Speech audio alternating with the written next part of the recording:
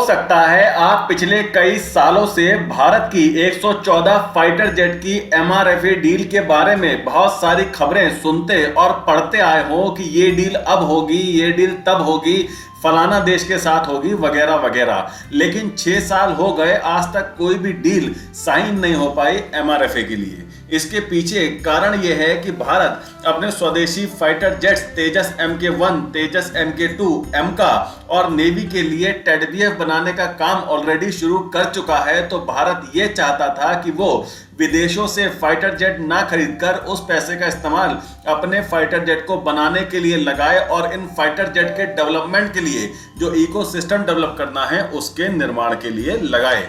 और जब तक हमारे स्वदेशी फाइटर जेट बनकर तैयार नहीं हो पाते, तब तक फ्रांस से लिए गए 36 रफाल फाइटर जेट भारत के सुखोई 30 और अन्य मौजूदा फाइटर जेट के साथ मिलकर दुश्मन के खिलाफ स्थिति को संभाले रखेंगे। लेकिन पिछले 1-2 सालों में भारत की ये प्लानिंग कुछ हद तक फेल होती दिखाई दे रही है, क्योंकि जिस तरह से चीन और पाकिस्तान अपने बेड़े में नए नए फाइटर जेट शामिल करते जा रहे हैं, उसने भारत को चिंता में डाल दिया है। खास तौर से तब से जब से पाकिस्तान ने चीन के साथ 5वीं पीढ़ी के J-35 स्टेल्थ फाइटर जेट खरीदने की डील की है। 2026 के अंत या 2027 की शुरुआत से पाकिस्तान को चीन से J-35 मिलने शुरू हो जाएंगे और इसके साथ ही एशिया में और खास तौर से साउथ एशियन रीजन में चीन के साथ साथ पाकिस्तानी वायुसेना को भारत के मुकाबले अपर हैंड मिल जाएगा। एयर पावर में पाकिस्तान भारत को डोमिनेट करना शुरू कर देगा और पाकिस्तान के इन जेट्स को काउंटर करने के लिए भारत के पास कोई भी 5वीं पीढ़ी का फाइटर जेट नहीं होगा।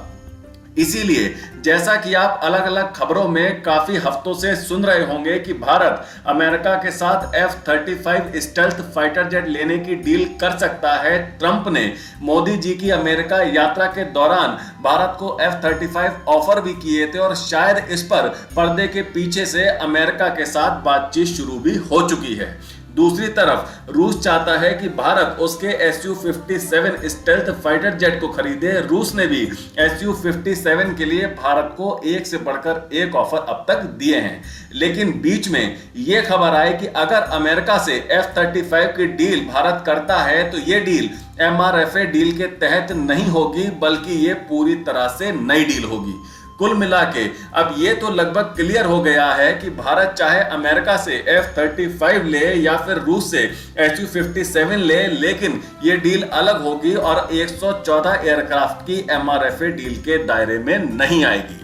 तो अब सबसे बड़ा प्रश्न ये है कि फिर अब एमआरएफए डील का क्या होगा। तो उस पर अब एक खबर निकल के आई है और खबर यह है कि फ्रांस की कंपनी डैसॉल्ट एविएशन, जो कि राफेल फाइटर जेट का निर्माण करती है, इस कंपनी के सीईओ एरिफ ट्रैपियर ने खुलासा किया है कि उन्हें भारत से एक बड़ा कॉन्ट्रैक्ट मिलने की उम्मीद है। यानी शायद भारत एमआरएफए डील के तहत राफेल फाइटर जेट को लेकर मन बना रहा है। लेकिन इसमें कैच ये है कि भारत अब फ्रांस से राफेल के F-4 वेरिएंट नहीं लेगा। F-4 वही वेरिएंट है जो भारत ने फ्रांस से पहले खरीदा था।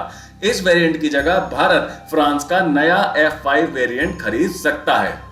डैसॉल्ट के सीईओ ने कहा है कि वो भारत में राफेल के नेक्स्ट जनरेशन F-5 वेरिएंट की असेंबली लाइन लगाने के लिए तैयार हैं और साथ ही साथ काफी हद तक राफेल के निर्माण और इसकी असेंबली से संबंधित टेक्नोलॉजी भी भारत को देने के लिए तैयार हैं। हो सकता है अब आप सोच रहे हो कि राफेल का F-5 वेरिएंट तो अभी तक बना ही नहीं, ये तो डेवलपमेंट स्टेज में है। तो आपकी बात सही है, लेकिन फ्रांस ने कहा है कि इसका डेवलपमेंट 2026 या ज्यादा से ज्यादा 2027 तक पूरा कर लिया जाएगा और 2030 से इनका सीरियल प्रोडक्शन भी शुरू हो जाएगा।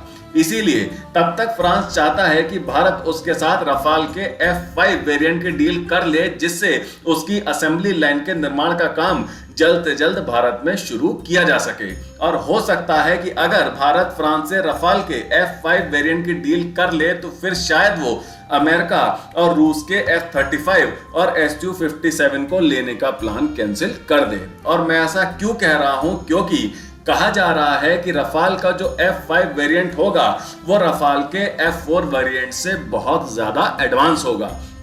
पूरी संभावना ये है कि ये एक स्टेल्थ एयरक्राफ्ट होगा, इसीलिए इसे सुपर रफाल भी कहा जा रहा है। सबसे खास बात ये होगी इस सुपर रफाल की कि ये लॉयल विंगमैन की तरह अनमैन्ड यूसीएवी के साथ आएगा। ये advance engine, advance radar, advance avionics से लेस होगा और साथ ही साथ यह परमाणु मिसाइल और हाइपरसोनिक मिसाइल को भी अपने साथ कैरी कर सकेगा। यानी सुपर रफाल से हाइपरसोनिक मिसाइल भी फायर की जा सकेगी और साथ ही साथ ये परमाणु हमला करने में भी पूरी तरह से सक्षम होगा। तो अगर भारत फ्रांस के साथ एमआरएफए के लिए रफाल F5 को सेलेक्ट करता है तो मेरे हिसाब से फिर भारत की वायुसेना के पास इतनी क्षमता आ जाएगी कि वो चीन और पाकिस्तान के एडवांस फाइटर जेट को आराम से संभाल लेगा। अमेरिका से F-35 और रूस से Su-57 भी लेने नहीं पड़ेंगे।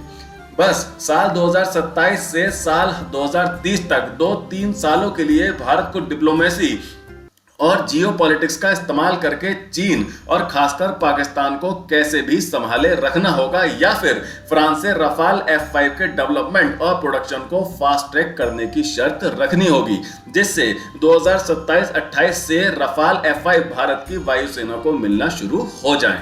अब आप मुझे बताइए कि डसॉल्ट के सीईओ को भारत से जो उम्मीद है वो पूरी होगी या भारत एमआरएफए डील के लिए सुपर रफाल के साथ नहीं जाएगा। अपने विचार मुझे कमेंट सेक्शन में साझा करना मत भूलिएगा। अब चलते हैं अपने दूसरे सेक्शन, यानी जो लोग जॉब ढूंढ रहे हैं उनके लिए काम की खबर। सैनिक स्कूल में सरकारी नौकरी करने के इच्छुक उम्मीदवारों के लिए भर्ती निकली हुई है। सैनिक स्कूल कपूरथला ने नर्सिंग असिस्टेंट और पीजीटी मैथ टीचर पद पर आवेदन आमंत्रित किए हैं। आवेदन की प्रक्रिया चालू है जो अब समाप्त होने वाली है। ऐसे में इस नौकरी के लिए उम्मीदवार फटाफट स्कूल की आधिकारिक वेबसाइट www.sskapurthala.com की मदद से फॉर्म अप्लाई जरूर कर दीजिए। तो आज के लिए इतना ही। वीडियो को लाइक करें, ज्यादा से ज्यादा शेयर करें और बेल आइकन को दबाकर हमारे चैनल को प्लीज अभी सब्सक्राइब जरूर कर लीजिएगा। तो मिलते हैं अगली खबर के साथ जल्द ही। Take care. जय